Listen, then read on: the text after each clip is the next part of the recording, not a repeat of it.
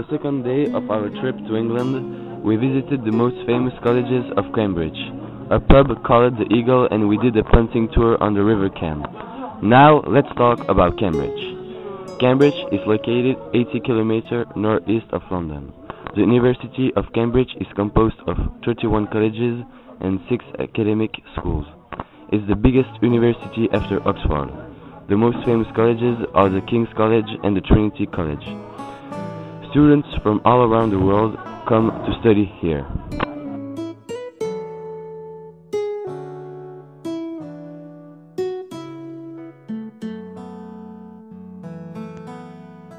During the tour in Cambridge, we visited several colleges of the university, and the guide gave us some details about them.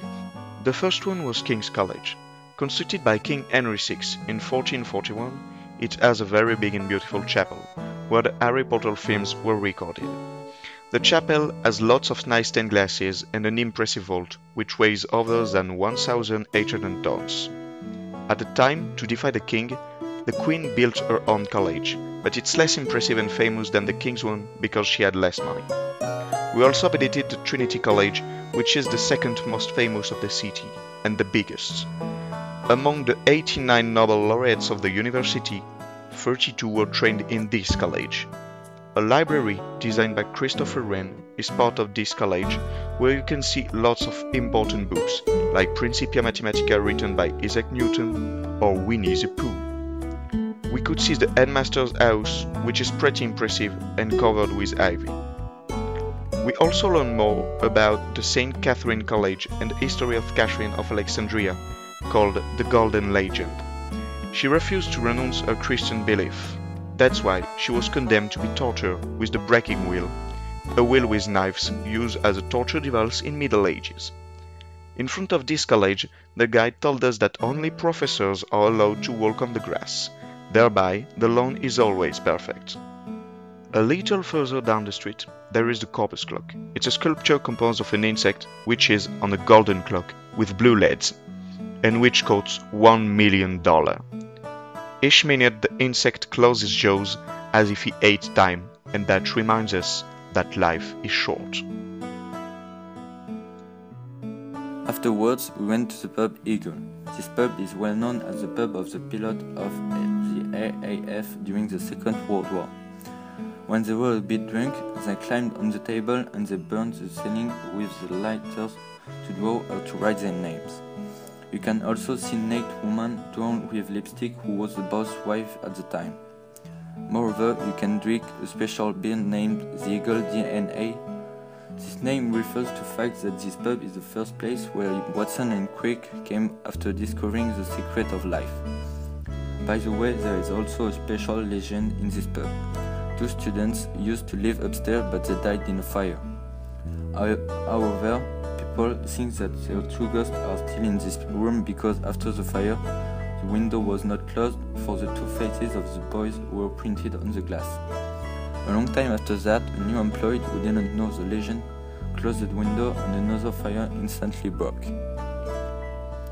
Finally, we had a walk around the market, a real typical and warm place in the center of the town where you can meet lots of nice people and find miniatures of the different styles.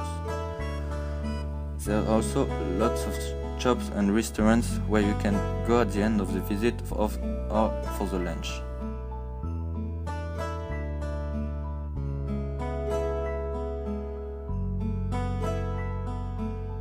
We interviewed the guide at the end of the first part of the visit. Now, let's listen to her. Hello, Hello. Nice to meet you. Nice to meet you too. My name is Theo, and you? My name is Rosie. Rosie.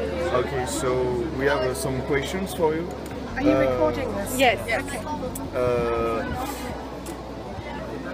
When did you start to work as a guide in Cambridge?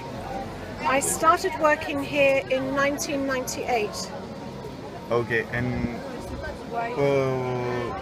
yes, why do you practice the work Why of did you a want guide? to practice? Why are you a guide in Cambridge? Yes. Why am I a guide in Cambridge? Well, to begin with, I love Cambridge. I think it's a beautiful city.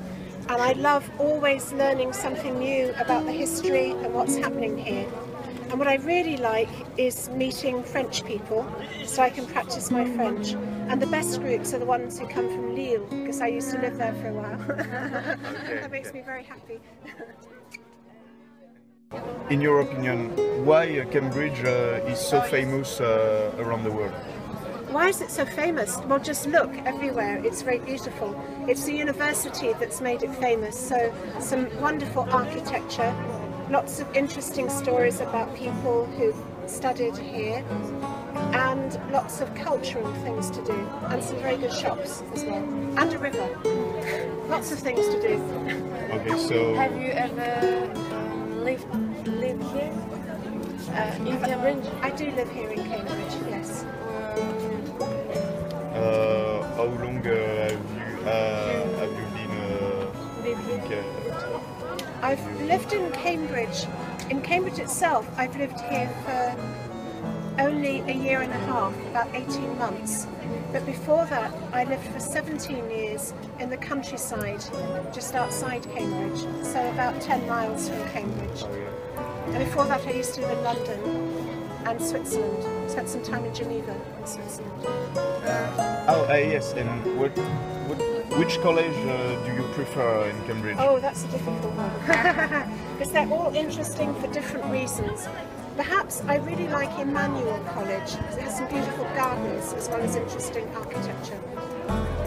Okay, so I think that's all. Thank you very much for this interview. You're very welcome. And bye. Okay.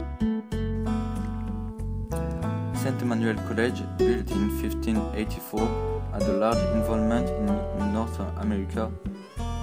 Of the first 100 university graduates in New England, 1/3 were graduates of Emmanuel College. Moreover, Harvard, the best university of the world, taking name from John Harvard, an Emmanuel graduate, who was the first donor of this school.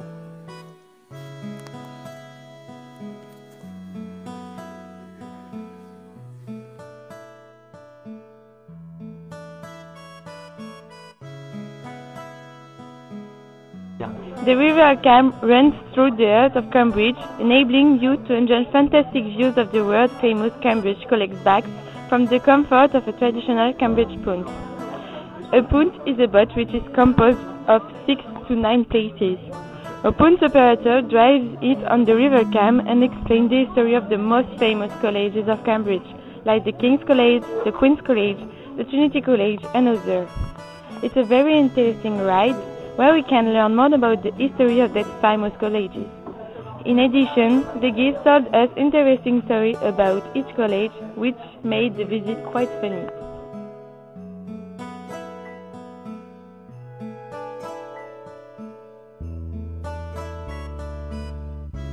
The day Cambridge was a success. We all enjoyed a rewarding time. The punting tour was appointed by most people of the group as the best part of the day in Cambridge. It showed us another side of the city, and it told us lots of things on the colleges of the university. Furthermore, it was relaxing, funny, and nice. But it doesn't mean that we didn't like the first part of the day, which was the visit of the town and the colleges. Finally, we really enjoyed the day, which was really interesting and educating. But we wish the expectations of Cambridge and her colleges had taken less time, because if we had had more free time, we would have been able to discover the city by ourselves.